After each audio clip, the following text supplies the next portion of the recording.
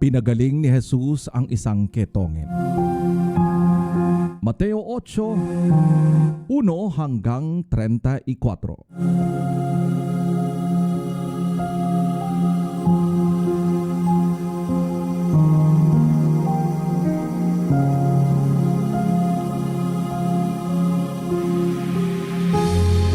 Pagbaba ni Jesus mula sa bundok, sinundan siya ng napakaraming tao. Lumapit sa kanya ang isang taong may ketong. Lumuhod sa harapan niya at sinabi, "Panginoon, kung nais po ninyo akong pagalingin, ay iyong magagawang ako'y mapagaling." Inawakan siya ni Jesus at sinabi, "Oo, nais ko, maging malinis ka at gumaling." Gumaling at luminis nga agad ang ketongin. Pagkatapos sinabi sa kanya ni Jesus, "Huwag mong sasabihin ito kanino man. Sa halip, pumunta ka at magpasuri sa pari. Pagkatapos mag-alay ka ng handog na iniuutos ni Moises bilang patunay sa mga tao na ikaw ay magaling at malinis na."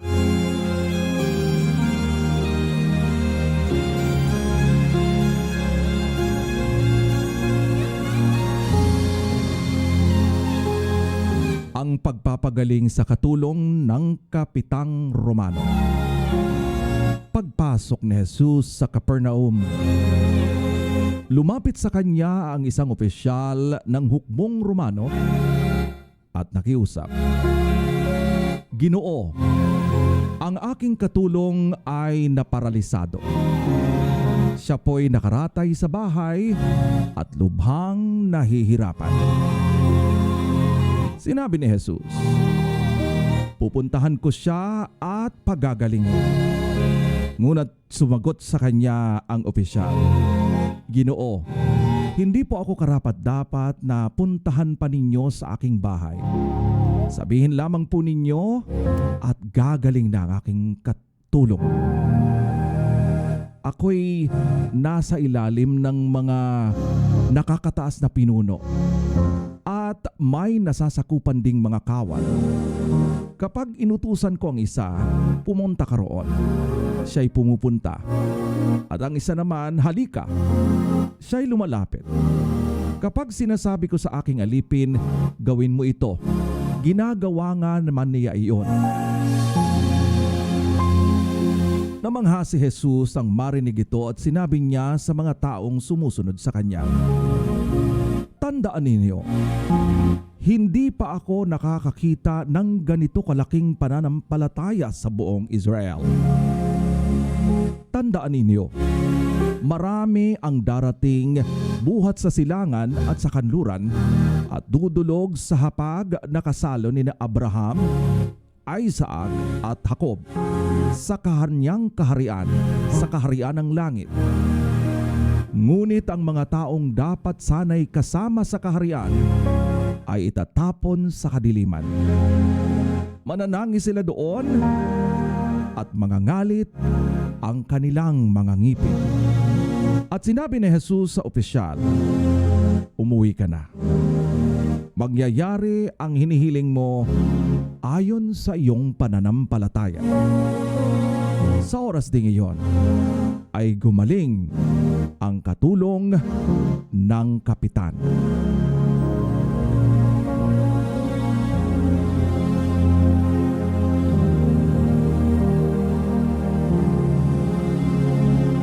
At maraming ang pinagaling si Jesus.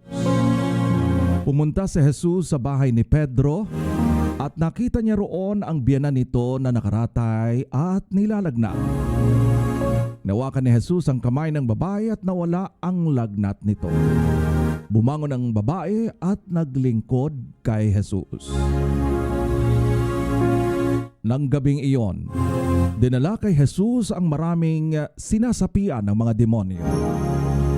Sa isang salita lamang ay pinalayas niya ang mga masamang espiritu at pinagaling ang lahat ng mga may karamdaman.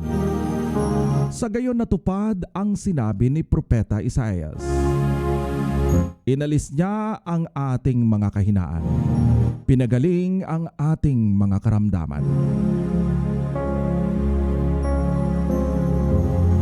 Ang paglilingkod kay Jesus. Nang makita ni Jesus ang mga tao sa kanyang paligid, iniutos niya sa mga alagad na maghanda at tumawid sa kabilang ibayo. Lumapit sa kanya ang isang tagapagturo ng kautusan at sinabi, "Guro, sasama po ako sa inyo saan mang kayo pupunta."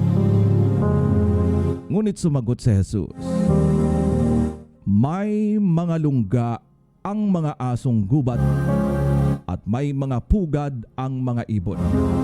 Ngunit wala man lamang matulugan o mapagpahingahan ang mga anak ng tao." Isa naman sa mga alagad ay nagsabi sa kanya, "Panginoon, maaari po bang umuwi muna ako upang ipalibing ko ang aking ama?" Ngunit sinabi sa kanya ni Jesus, "Sumunod ka sa akin at ipaubaya mo sa mga patay ang paglilibing ng kanilang mga patay."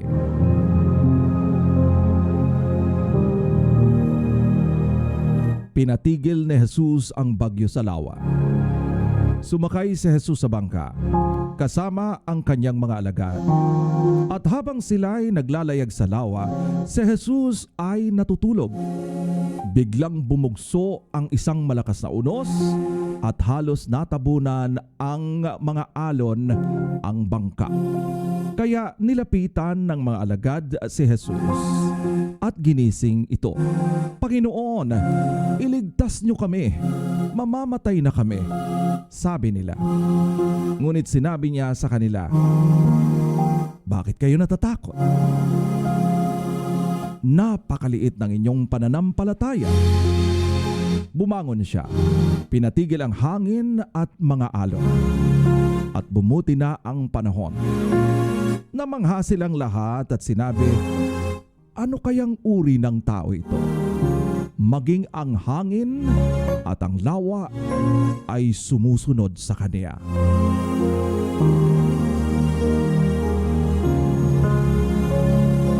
Nang dumating si Jesus sa kabilang ibayo, sa lupain ng mga Gadareno, sinalubong siya ng dalawang lalaking sinasapian ng demonyo. Sila ay nakatira sa libingan. Napakababangis nila kaya't walang sino man ang dumaraan doon. Biglang nagsisigaw ang dalawang lalaki, "Ano ang pakialam mo sa amin, anak ng Diyos? Naparito ka ba upang pahirapan kami kahit hindi pa panahon?" Sa di kalayuan ay may malalaking kawan ng mga baboy na nagsisikain. Nakiusap sa kanya ang mga demonyo, "Kung palalayasin mo kami, papasukin mo kami sa mga baboy na iyon." Sinabi ni Jesus, "Sige, lumayas kayo." Lumabas nga sila sa dalawang lalaki at pumasok sa mga baboy. Ang buong kawan ay biglang tumakbo papunta sa bangin. Nahulog sa lawa at nalunod ang mga ito. Nagtakbuhan papuntang bayan ang mga tagapag-alaga ng mga baboy. Pagdating doon ay ipinamalita nila ang buong pangyayari, pati ang naganap sa mga lalaking sinapian ng mga demonyo. Kaya't lumabas sa buong bayan ang mga tao para salubungin si Jesus. Pagkakita sa kanya, ipinakiusap nilang lisanin niya ang kanilang lupain.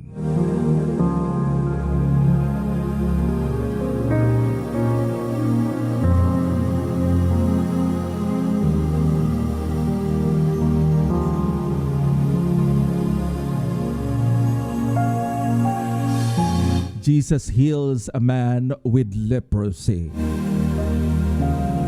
Matthew 8, verses 1 to 34.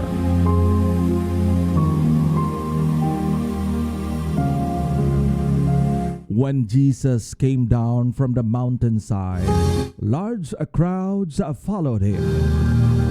A man with leprosy came and knelt before him and said, "Lord, if you are willing, you can make me clean."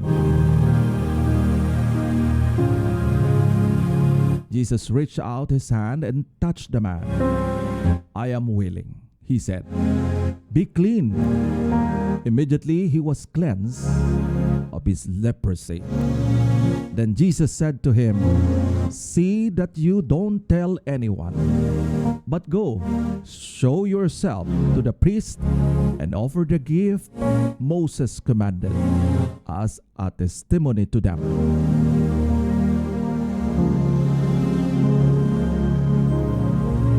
The fate of the centurion.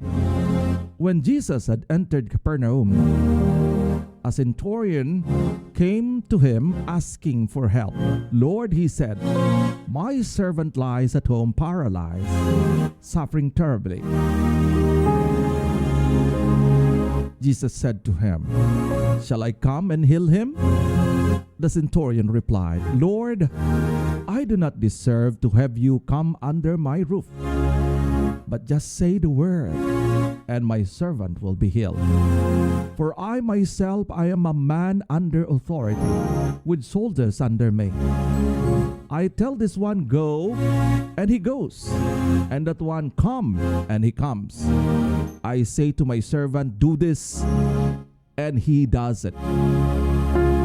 When Jesus heard this, he was amazed and said to those following him, "Truly I tell you, I have not found anyone in Israel with such a great faith.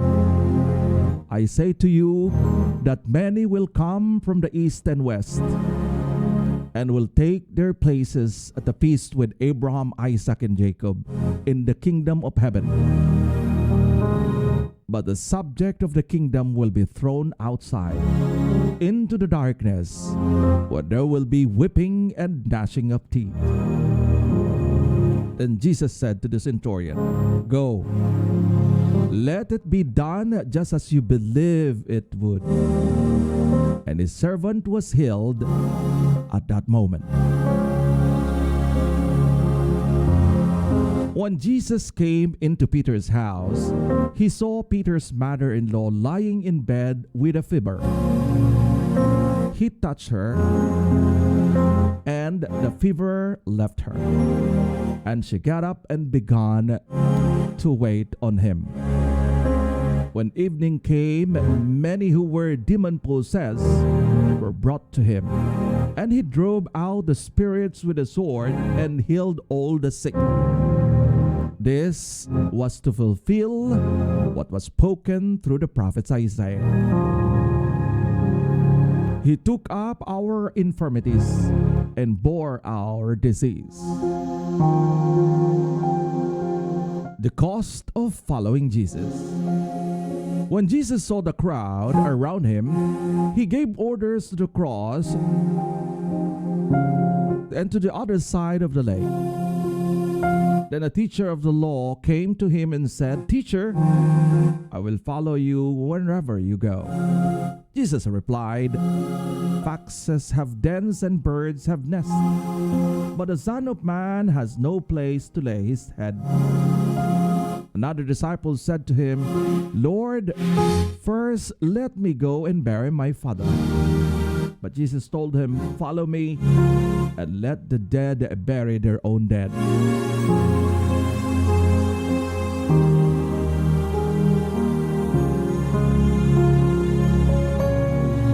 Then Jesus got into the boat, and his disciples followed him. Suddenly, a furious storm came up on the lake, so that the waves swept over the boat. But Jesus was sleeping. The disciples went and woke him, saying, "Lord, save us!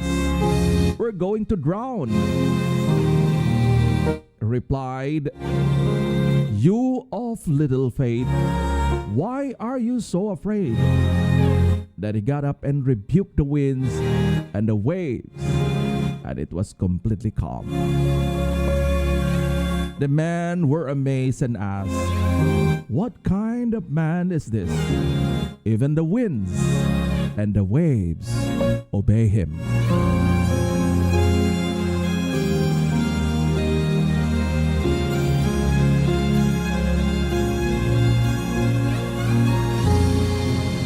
Jesus restores two demon-possessed men.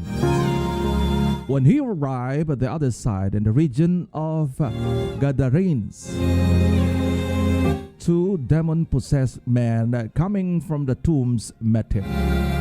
They were so violent that no one could pass that way.